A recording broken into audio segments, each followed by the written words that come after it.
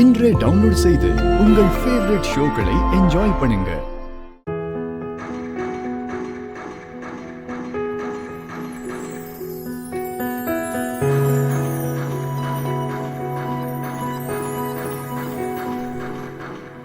வருண், அம்மா வாங்கம்மா.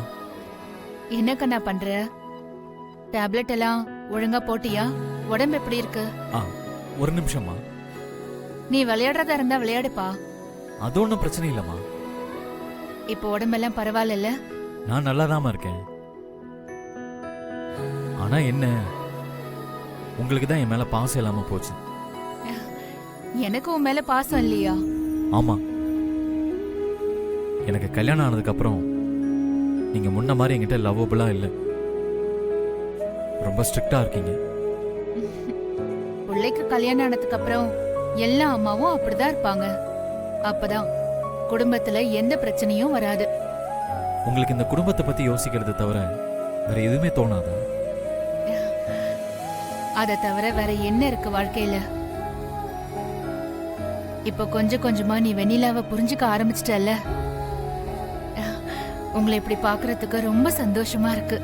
எதை வச்சமா அப்படி சொல்றீங்க?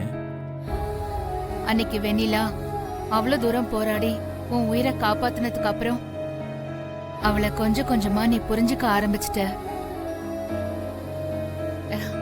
அந்த மாற்றம் உன்கிட்ட தெரியுது. அத வச்சுதான் அம்மா சொல்றேன்.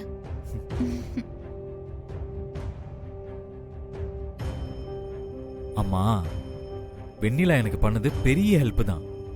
அதை நான் இல்லைன்னு சொல்லல. அவளுக்கு நான் ரொம்ப கடமைப்பட்டிருக்கேன்.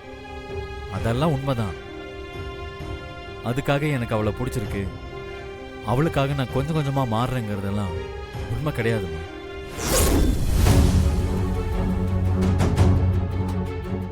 எனக்கு அப்படி ஒரு தாட்டே இல்லை.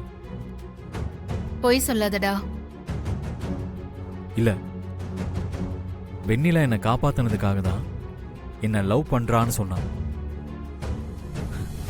அங்க கொண்டு போய் சேர்த்ததுக்கு அப்புறம் டாக்டர்ஸ் கூட தான் போராடி என் உயிரை காப்பாத்திருக்காங்க.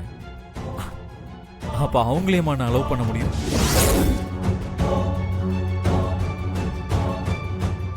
அதெல்லாம் எதுவும் இல்லம்மா. நீங்களா கண்டதையும் யோசிச்சுட்டு இருக்காதீங்க. இன்னும் 3 மாசம் தானே டைம் இருக்கு. அதுக்குள்ளலாம் நீங்க நினைக்கிறது எதுவும் நடக்காதுமா. இந்த மாதிரி நீங்க சொல்றதாலேயோ இல்ல வெண்ணிலா மேல கேர் எடுத்துக்கிறதாலேயோ லவ்வெல்லாம் பண்ணிட மாட்டேன். ஒருவேளை அப்படி ஏதாவது உங்களுக்கு ஐடியா இருந்துச்சுன்னா நீங்க அதை மறந்துடுங்கம்மா.